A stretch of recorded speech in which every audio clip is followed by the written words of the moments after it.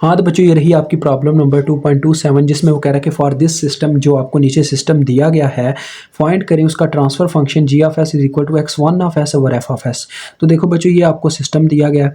देखिए इसमें एक मैस है और ये डैम्पर वगैरह लगे हुए हैं, ये स्प्रिंग लगा हुआ है, उसके बाद ये स्प्रिंग, ये डैम्पर और ये एक और मैस लगा हुआ है और यहाँ पे देखें इस मैस को खींचा जा रहा है, इसके ऊपर फोर्स लग रही है। ठीक है जी, सारी कहानी सामने है हमारे। तो बाय इंस्पेक्शन हमने इसकी इक्वेशंस लिखनी है। आपको सबसे पहले बताता चलूँ बच्चों, एक जो स्प्रिंग होता है, स्प्रिंग उसकी जो हमारे पास फोर्स होती है वो बराबर होती है के साथ में उसके एक्स। एक्स बच्चों देखो मैं लिखूंगा यहाँ पे उसकी डोमेन में, यार फ्रीक्वेंसी की डोमेन में, जिनको इसकी समझ नहीं आती वो जाके हमारे लेक्चर लें एग्जाम्पल्स के। ठीक है, एक्स ऑफ एस ये इसके बराबर होती है इसकी फोर्स। उसके बाद जो डैम्पर होता है उसकी फोर्स बच्चों बराबर होती है उसकी मतलब कि एफ वी विस्कोसिटी और साथ में उसके क्या नाम है एक्स के, यार एक्स का डेरिवेटिव होता है टाइम डोमेन में, जब उसको लैप्लास में लेके आते हैं तो वो हो जाता है एस एक्स ऑफ एस। तो लिहाजा एस यहाँ पे पीछे लिखते होते हैं और एक्स ऑफ एस ऐसे साथ में होता है। और लास्ट में होता है अपना मैस, कोई भी बॉडी है, ठीक है, उसकी फोर्स होती है एम ए। तो एम ए को जब हम लिखते हैं ना एक्सेलरेशन को डिस्प्लेसमेंट की फॉर्म में, तो वो एक्स का डबल डेरिवेटिव होता है, जिसको लैप्लास में लिखें तो लिहाजा फ्रीक्वेंसी डोमेन में उसे लिखा जाता है एस स्क्वायर और साथ में जो भी मैस होगा मल्टीप्लाई होगा और एक्स ऑफ एस। ये फार्मूले होते हैं, मैंने तीनों लिखे हैं, हर दफ़ा लिखूंगा। ठीक है, बस आपने उसी पे ध्यान दे के फिर आगे क्वेश्चन को सॉल्व करना है, बिकॉज मैं इतना ही कर सकता हूँ बच्चों। अब आप पे ये डिपेंड करता है आप कितनी मेहनत कर रहे हो, क्योंकि मैं अपनी तरफ से बच्चों पूरी मेहनत कर रहा हूँ आपको समझाने की। It depends only on you what happen with you.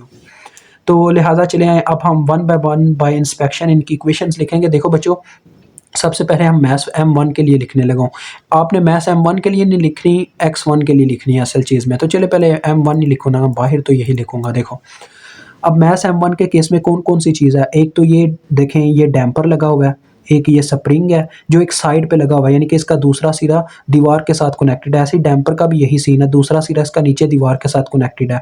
तो ये दोनों सिर्फ मैथ्स M1 के लिए वर्क कर रहे हैं। ठीक है, एक इसके ऊपर फोर्स ऑफ ग्रेविटी लग रही है हमारे मैथ्स के ऊपर। आपको पता है हर एक चीज़ जो भी अर्थ के अंदर है वो उसके ऊपर फोर्स ऑफ ग्रेविटी लग रही है। ठीक है, तो लिहाजा वो बच्चों क्या हो गई, वो भी सिर्फ M1 के लिए वर्क कर रही है। ठीक है, तीन चीज़ें M1 के लिए सिर्फ वर्क कर रही हैं। बट फिर ये एक स्प्रिंग आता है बच्चों और ये एक डैम्पर आ जाता है जो दो चीज़ों के लिए वर्क कर रहे हैं, एक मैथ्स M1 के लिए, एक तरफ मैथ्स M1 के लिए और एक तरफ मैथ्स M2 के लिए, क्योंकि सेंटर में लगे हुए हैं।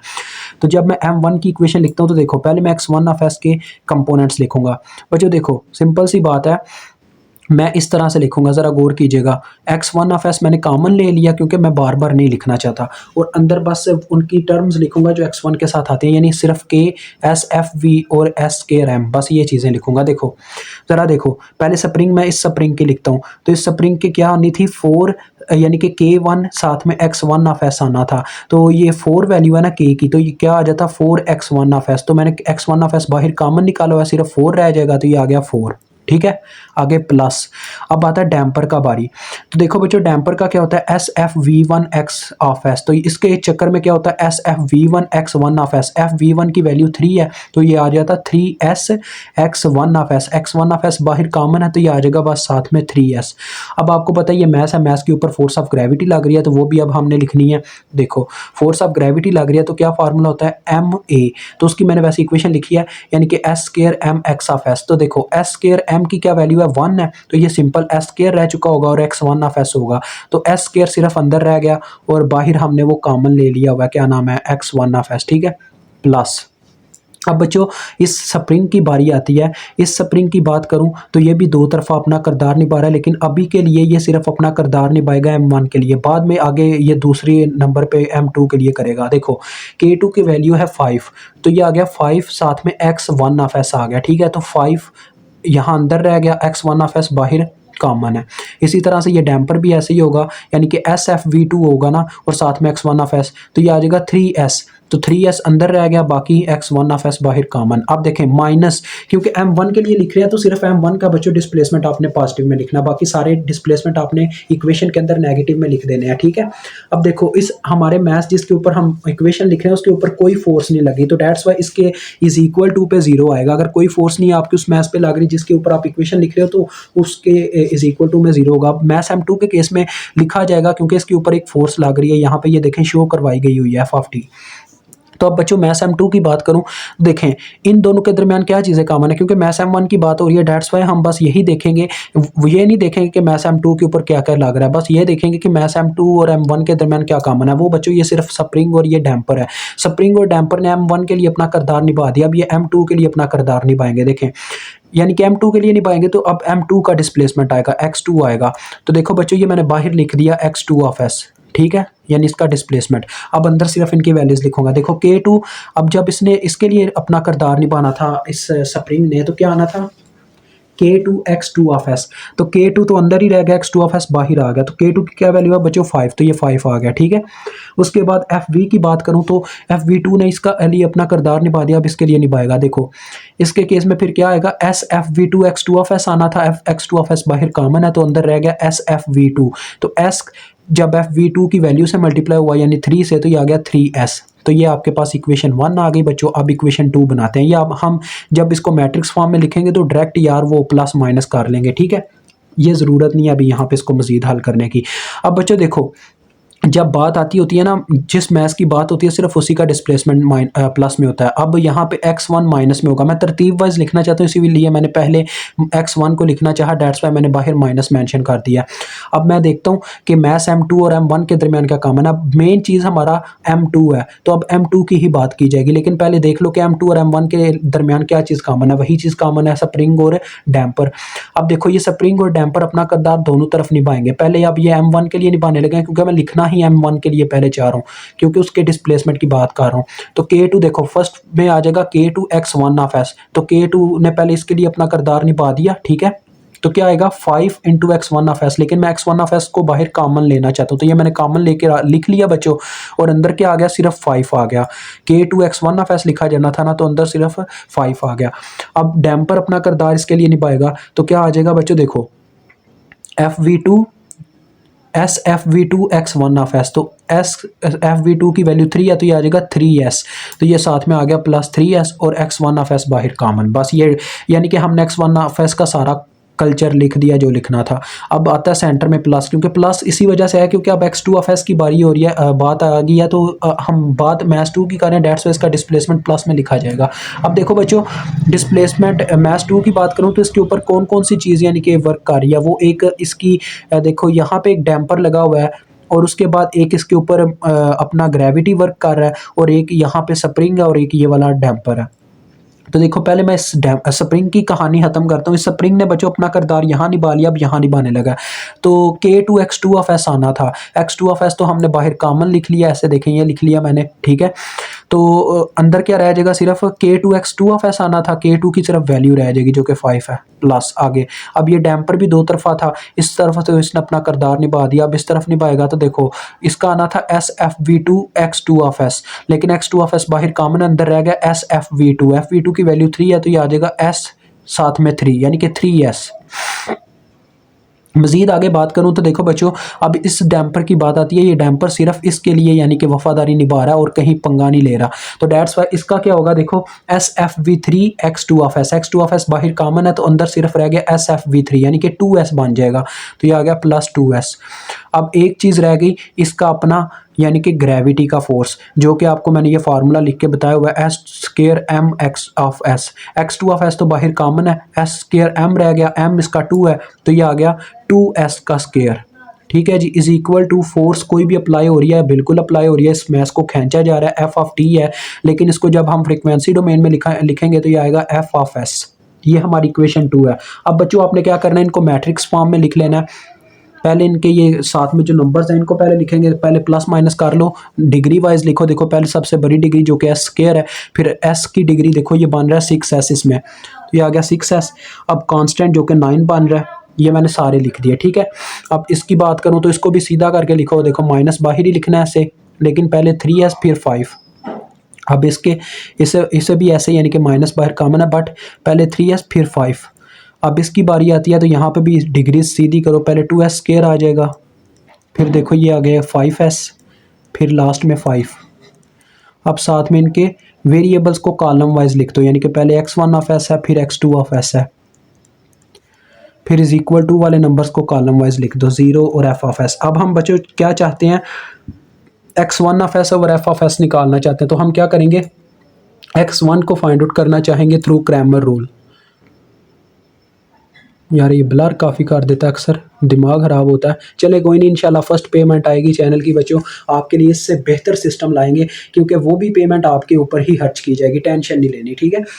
कुछ ना कुछ चले हम रख लेंगे, लेकिन आपके लिए ज़्यादा कुछ करेंगे ताकि आज ये सिस्टम बेटर किया जाए, क्योंकि ये मुझे थोड़ा ख़राब लगता है काम।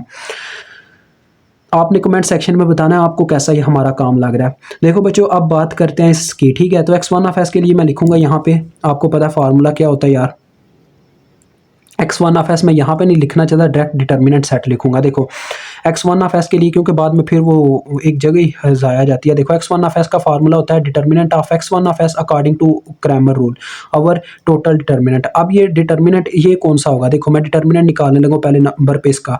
तो बच्चों आप ये चीज़ जानते हैं कि क्रैमर रूल कहता है कि जिस चीज़ का आप डिटर्मिनेंट ले रहे हो ना, वो जिस नंबर पे है उस कॉलम को आप चेंज कर दो, उस नंबर वाले कॉलम को आप चेंज कर दो इज इक्वल टू वाले कॉलम से, तो आपको इसका मैट्रिक्स मिल जाएगा। देखो ये पहले नंबर पे है ना, तो पहले कॉलम को यहाँ इस मैट्रिक्स में जो पहला कॉलम है इसको इज इक्वल टू वाले कॉलम से चेंज कर दो, तो आपको इसका मैट्रिक्स मिल जाएगा। तो देखो दूसरा एज इट एज आ जाएगा, क्योंकि ये पहले नंबर पे था, डेट्स वाई ये पहला कॉलम चेंज हुआ। अगर दूसरा होता तो हम दूसरा कॉलम चेंज करते, ठीक है बच्चों, ये चीज़ होती है।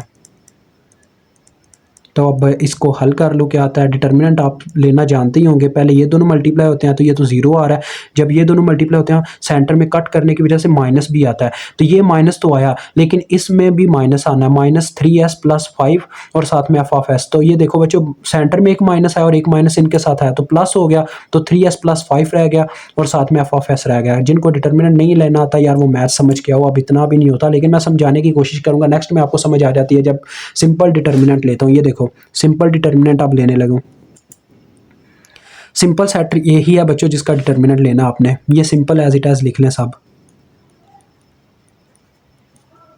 -3s + 5 -3s + 5 और ये है जी 2s का स्क्वायर + 5s + 5। अब देखो बच्चों पहले ये आपस में मल्टीप्लाई होते हैं एज इट एज, तो s स्क्वायर को पहले मैं मल्टीप्लाई करवाना शुरू करता हूँ। देखो ये आ गया 2s4 + 5s³ + 5s स्क्वायर। फिर दूसरे नंबर पे है 6 अपना 6s, तो 6s को ज़रब देते हैं, देखिए यहाँ पे आ जाएगा 12s का क्यूब, 12s का क्यूब, फिर 30s का स्क्वायर, फिर आ जाएगा 30s।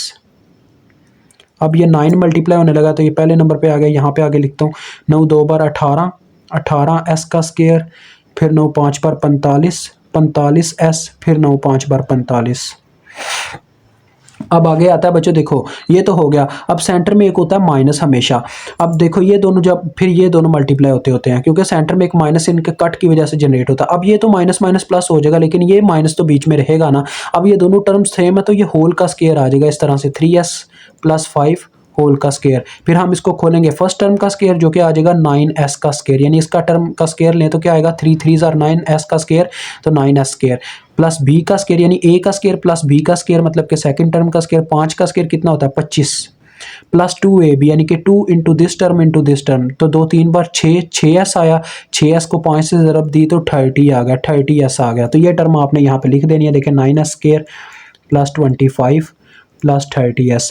अब आप इसको सॉल्व कर ले, क्या आता है आपके पास, देखें डेल्टा इज इक्वल टू, देखो बच्चों 2s4, ये तो सबसे बड़ी डिग्री है मेरे ख्याल में, तो इसके अलावा कोई भी नहीं होगा बीच में। अब s³ देख लो कितने हैं, 1 2 2 ही हैं। तो देखो बच्चों 5 और 12 कितना हो गया, 17, 17s का क्यूब आ गया, ठीक है। अब s स्क्वायर वाले देख लो, 1 ये 2 ये 3 और ये 4। अब देखते जाएं, 5 और 30 35, 35 में उसके बाद देखो 35 में बच्चों कितना जमा हो रहा है, ज़रा गौर करें। 35 तो आ गया ना, लेकिन 18 में से 9 माइनस हो रहा है, यानी 9 रह चुका होगा। तो 9 और 35 कितना होता है, डायरेक्ट हमें पता चल रहा है 44 होता है। तो 44 एस का स्क्वायर साथ में आ गया। सही कर रहा हूँ ना?